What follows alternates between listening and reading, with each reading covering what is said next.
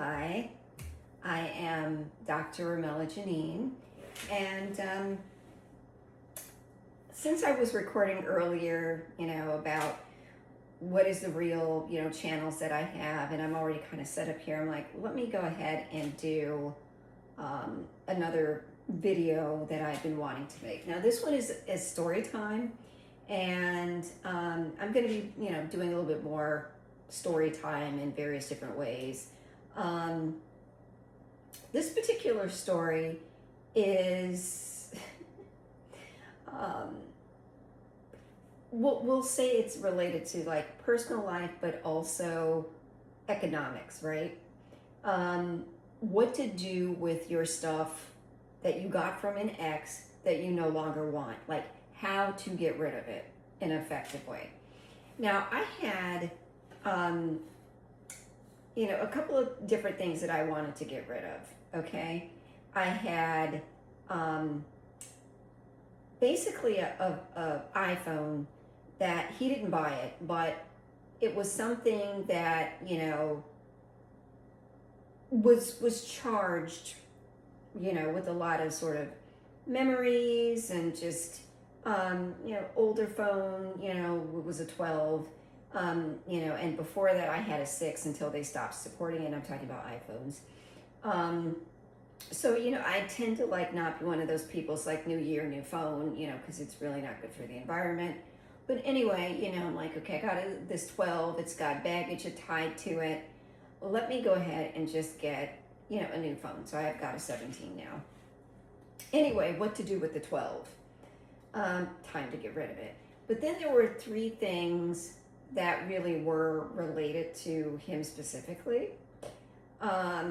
He gave me a Marshall speaker, and the he that I'm referring to is my ex-husband. I'm not going to go into too many details of why I X'd him out, but in 2014, 2014 was like our first complete year of marriage, or second year of marriage. Sorry,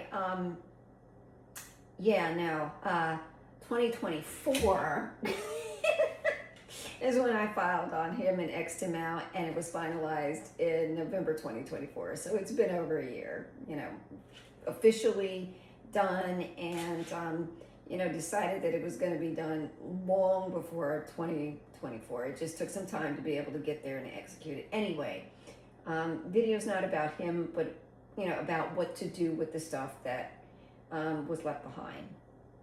So I'd gotten, everything kind of cleared out of my house.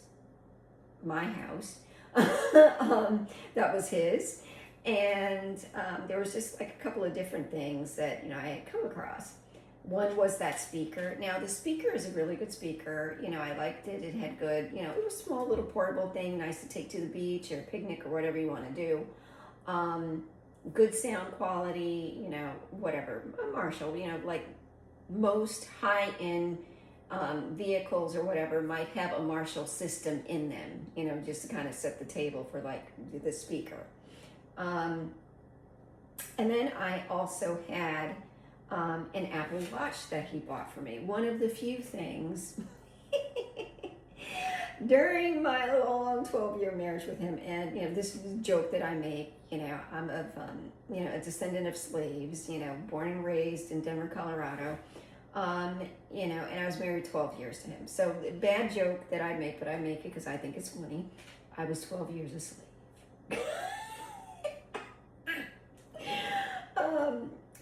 Anyway, I X'd him out, and I just think that joke is funny. So if anyone's offended, so sorry. I'm not for you. Keep scrolling. No need to get in the comments and say anything. Just move it along, right?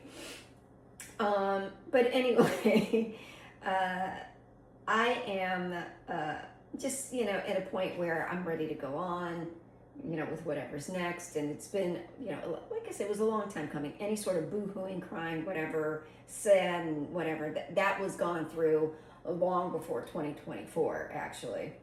But yeah, so anyway, I had the iPhone, the speaker, and an Apple Watch. And I also had, because, sometimes when you wrap things up, you're like, okay, I don't want to be hasty and get rid of stuff, you know, just because, like, was it all bad? You know, like, let's recognize what was maybe good. And so to that end, I wanted to keep my actual, you know, wedding ring. Which, you know, I'm a very sort of simple lady or whatever. I didn't want, you know, anything fancy, you know, diamonds or whatever. And I just recently started wearing, you know, rings. And this was meant to be, you know, a ring that I would wear here, but sometimes it's just so big that it just literally kind of falls off. So we're doing a thumb thing, and this is a tangent, but I ordered some other rings that should be coming that hopefully will fit here and here. Anyway, was hanging on to the wedding ring, like, hey, maybe this is, you know, something to memorialize. And then I said, yeah, no, it's not. Again, no malicious intent, no hate, nothing like that. And just to like highlight the point that I have nothing, you know, harboring that I'm unhealed or anything like that. When I filed on him, because he just didn't think I was ever going to do it, but when I filed on him, he quickly decided to go, like, you know, play house with one of the, you know, third parties that he had put me into unknowingly. And wanted to get some help with protecting his business from being vulnerable to being taken by this other person. Now, when he came to me, he was like, you know, this is, you know, a guy, and this guy, you know, is going to be living with me, and you know, above the store that he's actually renting. So he's, you know, he's renting, he's got a store. I'm not going to say what the store is, but he's got a store, and above the store, you know, was this nice apartment. And where we live, you know, it's very good, you know, across from a, you know, a golf club and whatever. So anyway, decent area, you know, for him to want to rent, whatever. But he was really concerned about this roommate trying to take his stuff. And I'm like, this doesn't make sense to me, right? So I push him, and comes tumbling out that basically it was not a guy. It was, you know, what he thought was a better option than me. You know, does he still think that now? Probably not. Just, you know, based on whatever. So I actually wrote up a prenup for him. You know, it's like, you know, even though I was done with him, even though he had done me dirty in lots of ways, it's like, I'm the type of person where, like, me being me and just being whomever I am is going to make you feel sorry for whatever thing else you did. So I don't need to worry about trying to get back at you, or, you know, holding a grudge or whatever else. Because, you know, I got my energy and my time is limited. So I can't waste it on, you know, things that don't matter, you know. And if I'm Xing you out, you know, obviously you don't matter anymore. Wish him the best. Hope everything's going okay over there. Not sure that it is. Again, you know, just I'm not going to say how, but I just don't think that it is. But I hope things go well for him. But that's an example, right? He asked me to do a prenup for him for whatever, you know, their situation is. I did that. The lease for the apartment, he wasn't certain about that. You know, he wanted me to look it over. I looked it over for him. Now, mind you, the store that he's in, I did like all of the necessary steps, paperwork, everything to get that store opened. Like everything that it took to go from idea to getting it up, open, operational, you know, working with the permits, getting the banking set up, getting the POS system, you know, getting up on social media so people knew that there was, you know, Yelp, this, that, and the third, whatever. Everything that it took, except for the actual products that he sold. He had a friend, you know, who was also in that business and helped get him inventory. Right, so that guy friend or whatever, I think is the one that introduced him with this option that he's now probably not happy with. Anyway, the ring. we didn't need that anymore. Like we just don't need that. So okay, how did I need to go about trying to get rid of these 4 things? It seems like it would be pretty, straightforward or whatever. So I ended up, selling the speaker to a pawn shop. I could have tried to, do, the different online things that you could do to try and do that. But it's like, am I going to want to waste time to set up an account for something that's probably going to net me less than $100? And I'm probably not ever going to use that account for anything else. No, it was not worth my time, energy, having people message me. We're going back and forth, like, where are you? Can you come and get it? When can you come and get it? Haggling about price. It was a speaker, right? The decision to go to the pawn shop is what made the most sense, right? And I did get, I feel, a pretty good deal from the pawn shop, considering, even though it was like top of the line speaker when it came out, a couple $100. It's been a couple of years, and the price of that speaker new has fallen. So obviously, when you go to the pawn shop, you're not going to get the new price if you hit to the store and buy it now, right? So that particular speaker,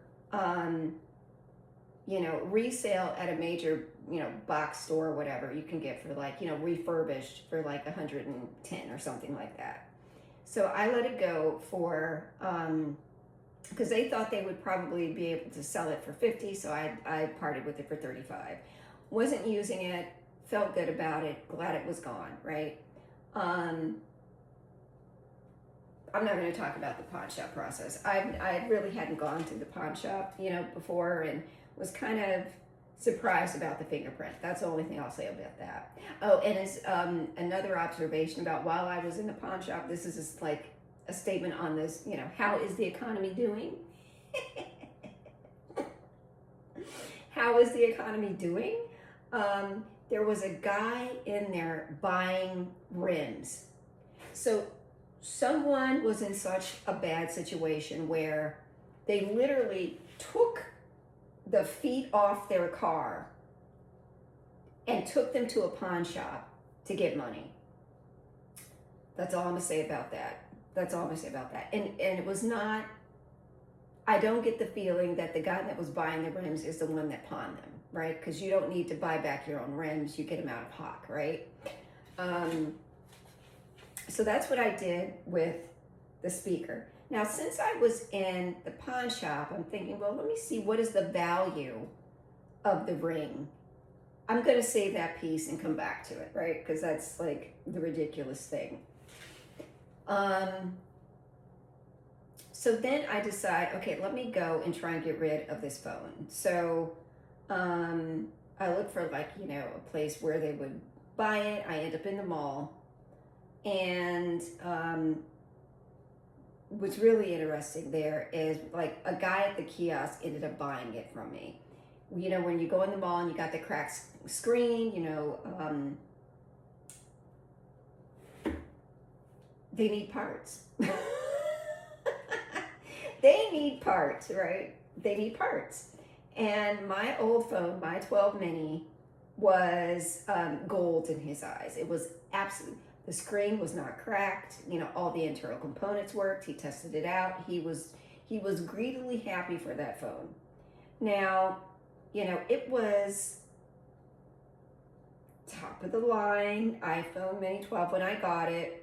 Just like my iPhone 17 now is top of the line now that I'm getting it. And I do that because I'm going to keep it for a long time. Like, I'm not going to be like, okay, let me, with everything that's going on with rare earth minerals and all of the problems that are now, geopolitical problems that are now popping up because of rare earth minerals that are needed to make phones and other electronics, it's like, let's keep our stuff for a while, right?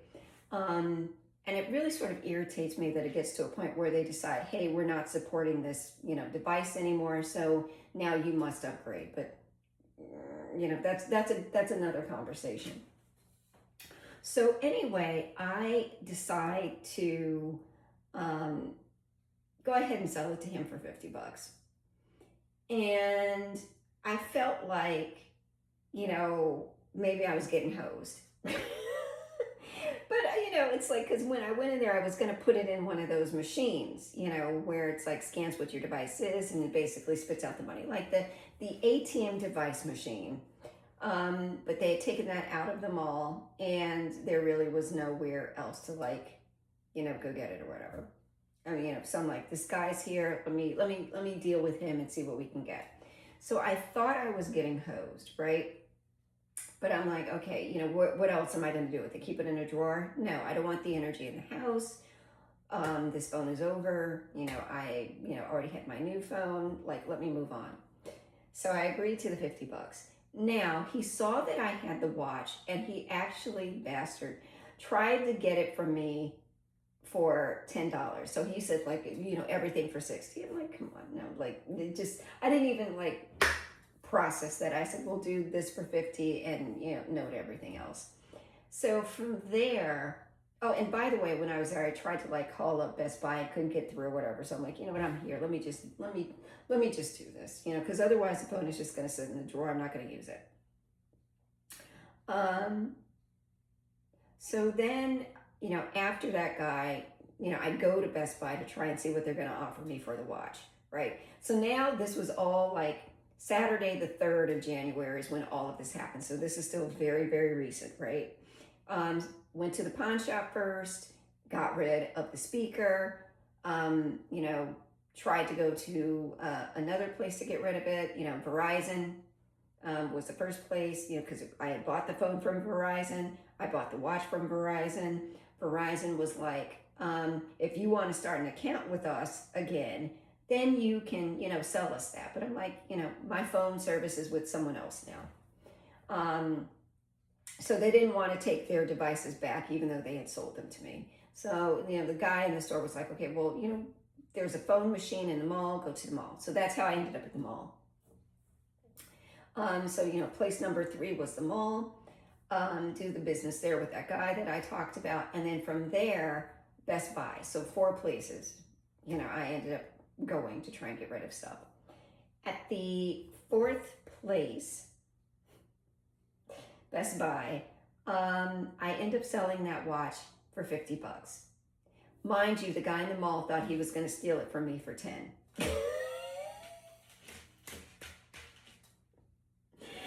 And, while I was there, I was going through the whole process. They basically send you to a checkout counter and they go through the whole little process there. Again, fingerprint. And it's just, it's where we're at, where you actually have to do a thumbprint or fingerprint to prove that you're you in case in case they get information about the device that you gave them was stolen, that it was hot, okay? That was surprising to me, but I guess it shouldn't have been, because people out here stealing, they doing all kinds of dumb, out here doing all kinds of stuff. So anyway, had to give my, thumbprint twice at the pawn shop and at Best Buy to get rid of these items that my ex, gave me. And since I was there, just for giggles, because I was really not feeling confident about what happened in the mall with the phone. I'm like, okay, well, it was an iPhone mini 12. Can you look this up too? Blah, blah, blah. $50, right? So I actually made him pay what he should have paid, because at first he was trying to give me $40 for it. And I'm like, yeah, no. So I actually got him to match the Best Buy price. And so I feel pretty good about that. Now let me double back around to the wedding ring. Now, it was not an expensive ring. There was no, ice on it or anything like that. I'm not that type of, woman where I would want big sort of bling bling, I keep my hands busy, I type, whatever, cook and just whatever, my hands get used. Crafts, whatever. So my hands get used. And I try to keep them soft. I do have the little gloves and all of that. And, I'm into my manis, and had been going to get my own manis and pedicure. I had been going to get manicures and pedicures regularly, but since doing this, it's like, okay, let me incorporate that into a piece of doing the videos for echoes and affirmations. All right, anyway, back to the pawn shop. Now, I did not literally circle back to the pawn shop. This happened earlier in the day. So I just kind of gave you the order in which, I kind of traveled around the town getting rid of these 4 items. Again, the phone, the watch, the speaker, and now the wedding ring. He offered me, now this ring, again, size 7, sterling silver, not really much of a gold person, sterling silver. Might even been stainless steel, I can remember at the time. But anyway, I thought it was sterling silver. And it was maybe about $200 new. I had gotten married in Northern Virginia. And so maybe that was the Northern Virginia price. Anyway, without any BS, without any exaggeration, with a straight face, all sincerity, pawn shop owner in his shop conducting business mentality, I'll give you $2.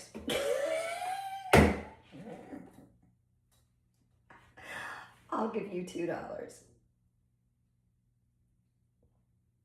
That is the price of silver now, okay?